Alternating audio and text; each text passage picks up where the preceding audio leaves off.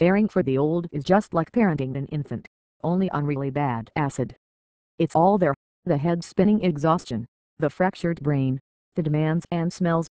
Only this time with the knowledge that it won't get better. That was my life for 5 years.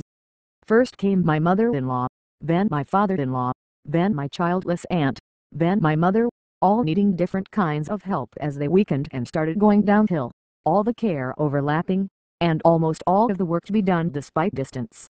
"You're so good," friends would murmur, but I wasn't. There were plenty of days I muttered, "Can't do this anymore," and nights when I threw back too many drinks, feeling how badly I needed for it to be over.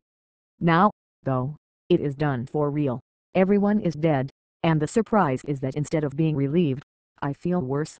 More than a year after the last funeral, I still have all the numbers on speed dial: my in-laws' neighbors in Texas and my aunts in upstate New York, the security guard at my mother's gated San Diego community, doctors, hospitals and emergency rooms in 3 states, 2 home health agencies, the 24-hour hospice nurse. I still sleep with the phone on and stashed on my night table, where I can grab it fast. It's over, but I can't let go. No, it's worse than that. I don't want to. Maybe there is nothing new to say about the nightmare of shepherding the old through the time that is the prelude to death but not active dying. I knew it would be bad, but you don't really understand until you're there, any more than the childless can grasp why a new mother goes 3 months without shaving her legs. Drowning was the word that came to my mind as the endless crises unspooled.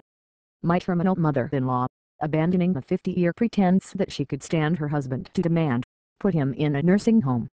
Get him out of here. My father-in-law, newly widowed and alone in an early Alzheimer's haze, barricading himself in the house against caregivers. My aunt, her lungs destroyed by a 3-pack-a-day cigarette habit and reeling from one hospitalization after another, begging me to send morphine so she could end it all. Alerts peppered every hour. Do something. Your father-in-law's behind the wheel again. Your aunt's in the hospital with pneumonia.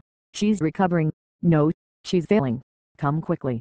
No, she'd been yanked back from death into a life of oxygen concentrators and cognitive crash. Find a nursing home. Wait, are you in New York? Because your mother's in the hospital in San Diego and it could be serious. Can you get on a plane? Frantic was my new normal, and normal the new never, because when someone is old, especially if dementia is involved, nothing is routine. Even the answer to a straightforward question, like "what day is it?" vanishes on the wind. Every patched together arrangement works only until it doesn't. Drowning also buried, shredded, torn apart. Helping my daughter prep for the Saturday, cooking family dinners and maintaining a professional life, while also paying 3 sets of bills, running 3 houses in 3 cities, either planning the trip to see how things were going or recovering from that trip, and never living in just one place.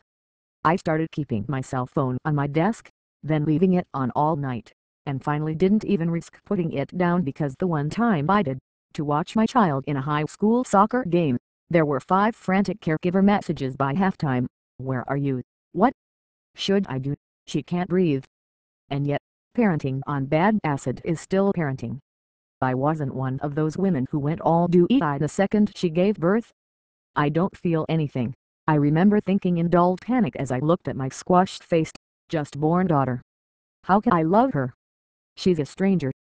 Within 2 weeks, though, I was transformed, flattened by a passion I had never even dreamed existed, and it was the grunt work of motherhood that did it to me, the holding, touching, watching, feeding, smelling, the getting to know the specifics of this little creature in a way that went down to my bones.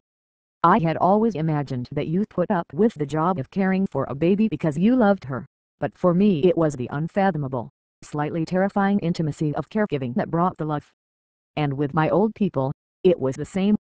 The fried brain resentment that gets you drinking at night fades when you are with someone in the living room or kitchen. Just as it is with a baby, your job is tending, and the comfort you bring is simple and physical. You sit for hours, the heat always cranked up high, doling out pills and pouring water, changing the nitrile patch, combing hair. You fix lunch, rub in skin cream. You come to know the precise texture of thin, dry skin, the kind of touch that pleases, the small things that bring a smile. My father-in-law had to have vanilla ice cream every day, but only Blue Belt brand and in the waffle cone. Even with her thinkin' garbled, my aunt needed the New York Times crossword puzzle and endless games of gin rummy. My techno-challenged mother wanted written computer instructions to consult the next time the infernal machine swallowed her text. More than anything else, when you're with the old, you listen. My greatest generation/Army veteran father-in-law, whose interest in the world essentially ended in the late 1950s, talked in endless circles about his small-town childhood and the World War II campaigns of Italy and North Africa. My aunt, obese and isolated for years in a small upstate town, had spent her 30s and 40s single, teaching history in New York City public schools for 9 months a year, then buying elegant clothes and setting out for Europe and Africa. The giraffes came down to the waterhole every night, right in front of where I stayed. One night, in Turkey, in a cafe next to the sea, we danced in the moonlight. When the present is unbearable and there is no future, the past comes rushing back, family history, secrets and buried memories rising out of the ether. My relentlessly forward-thinking mother never dwelled on sorrow or regret, but my Aunt Belle committed suicide by jumping in front of a subway train, she told me one night as we sat among the empty cups and crumbs at the dinner table. I was home alone when someone called. I had to tell my father that his sister was dead. I'd never seen him cry before. I could see it all. My father-in-law's bungalow in Crandall, Texas, whose open front door proved irresistible to a contrary billy goat one day in the 1920s. The 10 cents an hour wage my aunt earned tending the booth on the Coney Island boardwalk during the Depression. I was saving to buy myself a new pair of shoes, but my mother took the money and I still can't forgive her for it. My mother's quiet, wild joy during her first winter in Ithaca, NY, when a Cornell scholarship let her escape the dirt and smudge of Queens to a snowfall that stayed white. All the years I was young, the center of life's drama, I barely saw these people. Now they were simultaneously disappearing and becoming unbearably real to me, heartbreakingly diminished and yet still powerful, deeply rooted trees that against all reason would not let go. There was my 98-pound mother, befriending the immigrant podiatrist who tried to relieve her painful, onion-crippled feet, limping to her desk and squinting her one good eye at that maddening computer, so she could finish an article for her community newspaper. There was my wheezing, demented aunt, frowning at the sign "Don't Shout" that her caregiver had placed above a complicated new hallway thermostat, and pushing her walker to it so she could correct the spelling. Their singularities dazzled me. Their selves, revealed in all their layered complexity, could never be replaced. I came to know them, and I fell in love. When you cared for the old, life can go on unchanged for years. Then suddenly, without much warning, everything shifts. 6 months after her cancer diagnosis, my mother-in-law died. 18 months later, my father-in-law had a small stroke, fell again and lasted only 2 months in the Alzheimer's unit of a nursing home. 2 years after she survived near death by respiratory failure, my aunt's breathing got so bad she couldn't even make it to the bathroom. She wanted only to sleep, to talk to her long-dead sister, who she insisted she heard on the stairs. "You'd better come quick." Minutes after my plane landed at Kennedy Airport, I got a call saying she was gone. Not long after, my mother, radiant in a sun-colored jacket and pearls, celebrated her 90th birthday with a huge party. She said her stomach hurt. A week later, I was in a hospital room sobbing against her cold, still shoulder. I have my life back now, but the fact is less simple than it was before. When I look at the mementos I've inherited, the crumbling photo albums, cookbooks that smell of cigarette smoke, 50s furniture and cut glass, I also see where they used to sit, in other places and rooms. I miss the quiet afternoons, the houses that eventually came to feel like home, in cities I'll never again have reason to visit. I miss it all. I miss them.